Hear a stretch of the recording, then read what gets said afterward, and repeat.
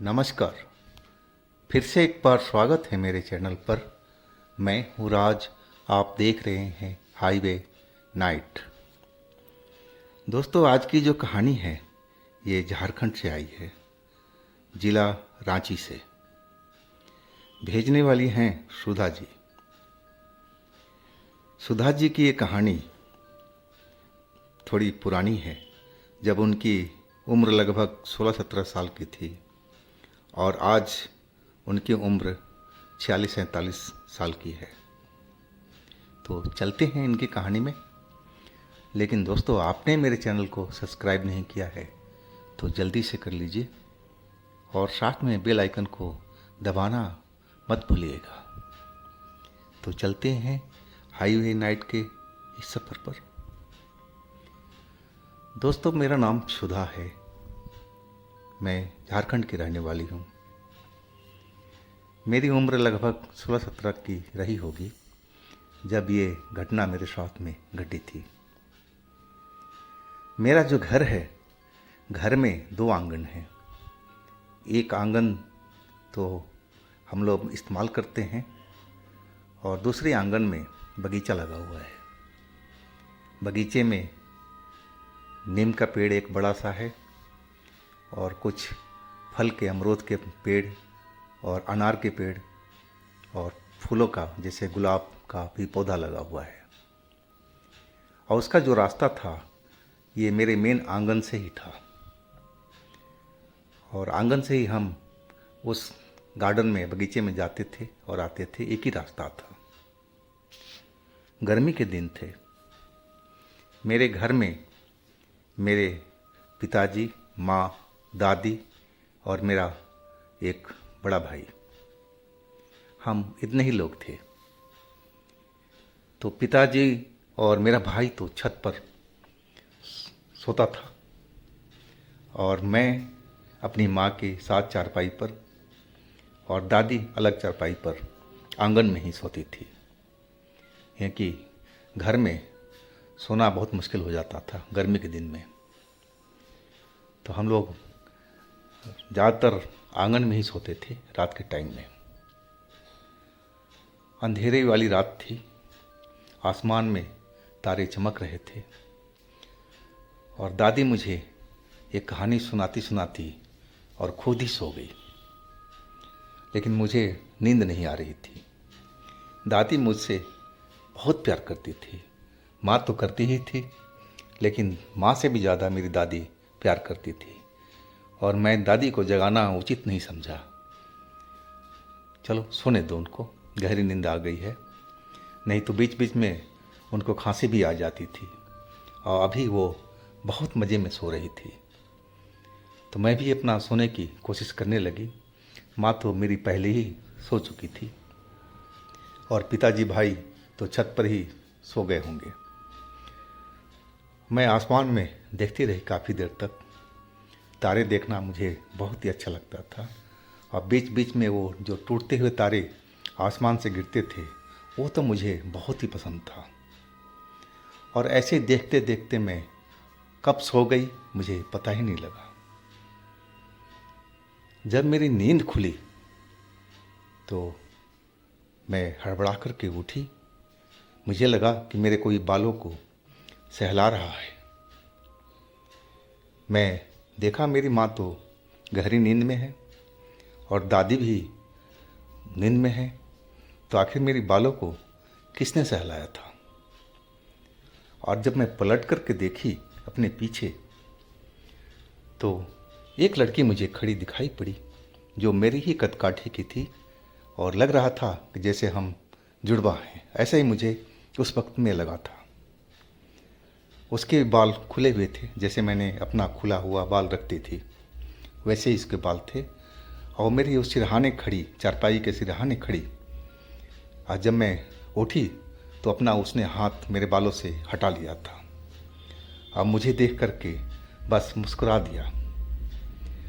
अब तो जैसे मैं डर कर एकदम कांप गई थी कि बंद घर में, मेन गेट हमारा बंद है, तो आखिर ये लड़की कौन है, कहाँ से आई और मेरे जैसे क्यों लग रही है।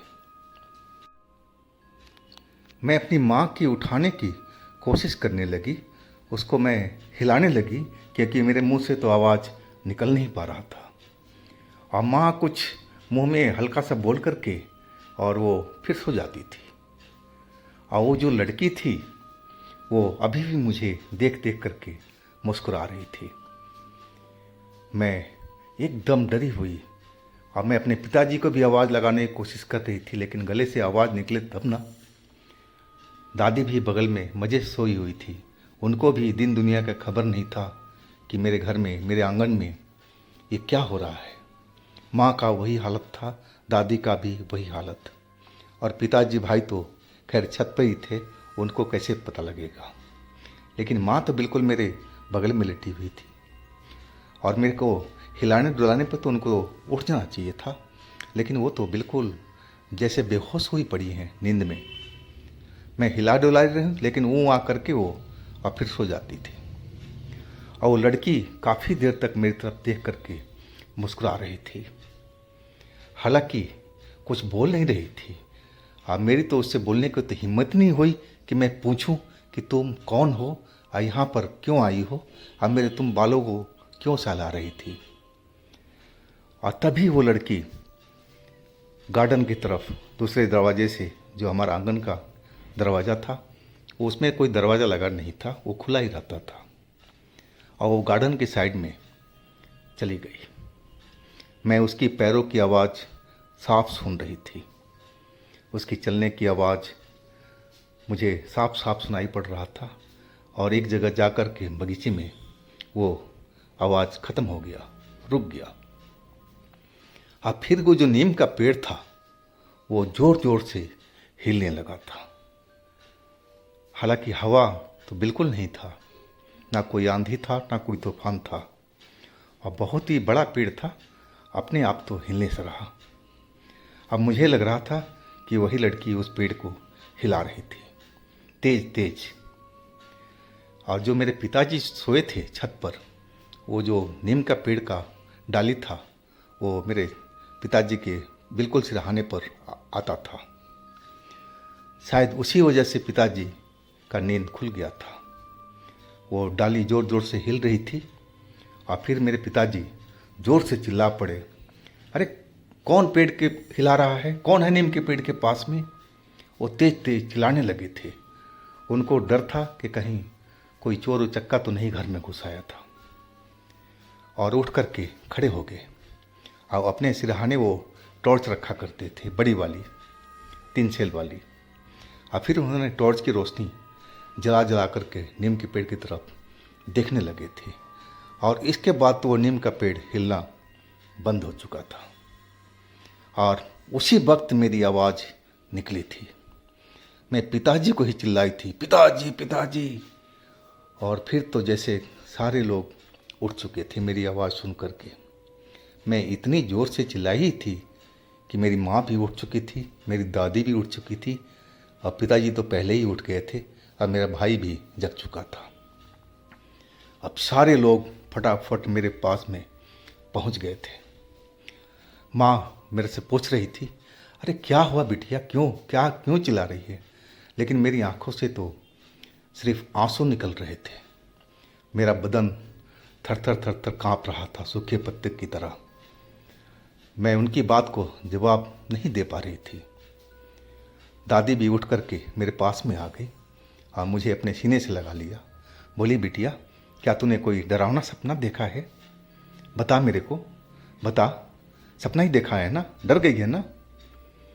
तब तक मैं बोलने की स्थिति में आ चुकी थी और मैं डरते हुए अपनी दादी से बोला, दादी नहीं, सपना नहीं, मैंने सब कुछ अपने सामने, आंखों के सामने देखा है, सच देखा है।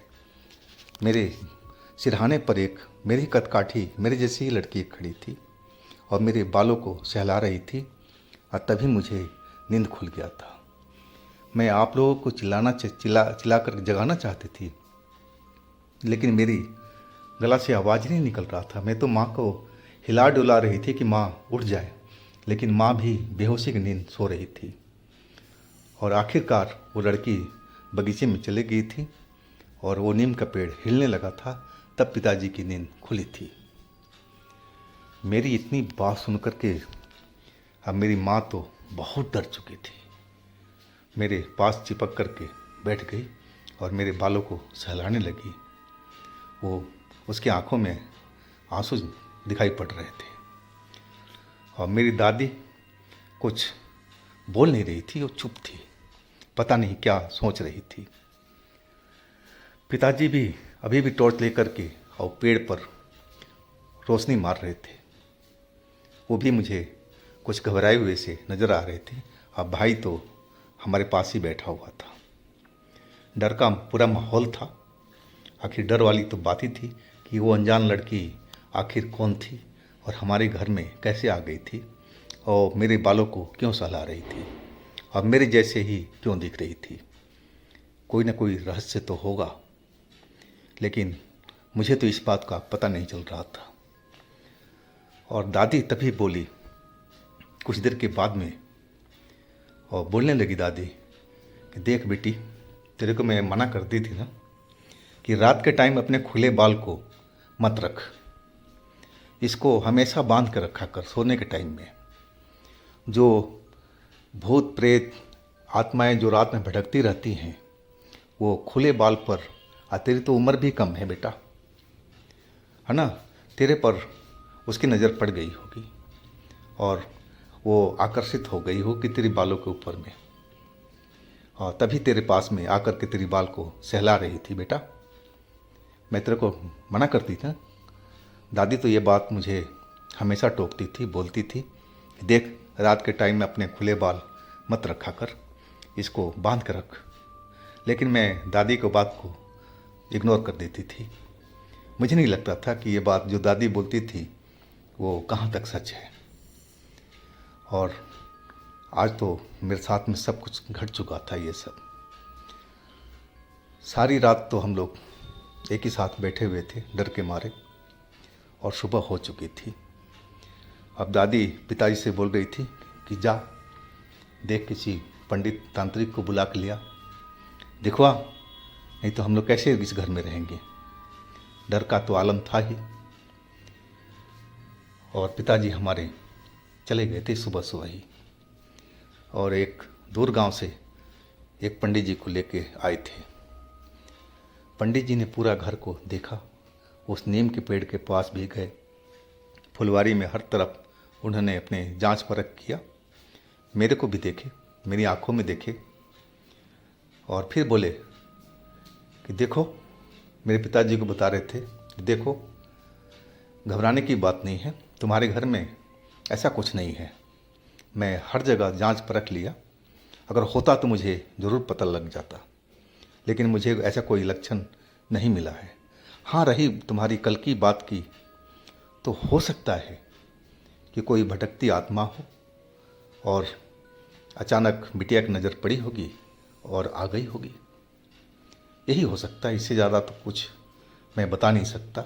अगर इस घर में कुछ भूत प्रेत नाम की कोई चीज़ होती तो मैं बिल्कुल जान जाता। वो बताने लगे थे, और वो भी दादी वाले ही बात कह रहे थे कि बिटिया के खुले बाल की वजह से ही वो जो लड़की थी, आत्मा थी, वो आकर्षित हुई थी और बालों को छूने लगी थी।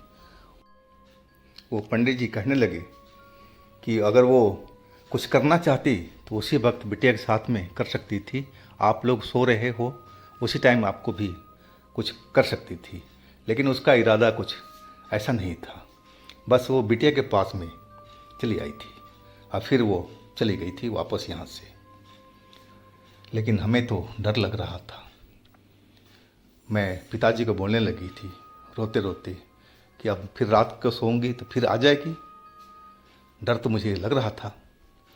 तो पंडित जी तो थे ही, बोले नहीं बिटिया, तुम्हें डरने की ज़रूरत नहीं है, मैं तुम्हारे लिए एक रक्षा कवच बना देता हूँ, अपने गले में पहन लेना, सब कुछ ठीक हो जाएगा, वो तुम्हें कभी नज़र नहीं आएगी। वो तो भटकती आत्मा थी, आज यहाँ है, कल वहाँ है, परसों वहाँ है, वो हमें बताने लगे पंडित जी। लेकिन डर तो मुझे था ही। वो रक्षा कवच पहन करके भी अब मुझे आंगन में नींद नहीं आता था डर के मारे कई दिनों तक। लेकिन धीरे धीरे सब सामान्य होता गया और मुझे अब डर नहीं लग रहा था। और वो कभी दोबारा हमें कभी दिखी भी नहीं। तो दोस्तों, ये थी आज की कहानी सुधा जी की। अगर आपके पास भी इस तरह की कोई अपनी स्टोरी है, कोई कहानी है, तो आप हमें इंस्टाग्राम पर या मेरे व्हाट्सएप नंबर पर शेयर कर सकते हैं। और मेरे दूसरे चैनल पे भी विज़िट कीजिए, उनमें भी अच्छी अच्छी कहानियाँ हमने डाली हुई है जो बेहद आपको पसंद आएगी। चैनल का लिंक हमने डिस्क्रिप्शन बॉक्स में दिया हुआ है, तो एक बार आप लोग ज़रूर विज़िट कीजिएगा, उन कहानियों को मज़ा लीजिएगा। और हमारे इस चैनल को भी सब्सक्राइब कीजिएगा, लाइक कीजिएगा, शेयर कीजिएगा। फिर हम मिलते हैं अगले दिन एक नई घटना, एक नई कहानी के साथ में। आप लोग अपना बहुत ही ख्याल रखिएगा। नमस्कार।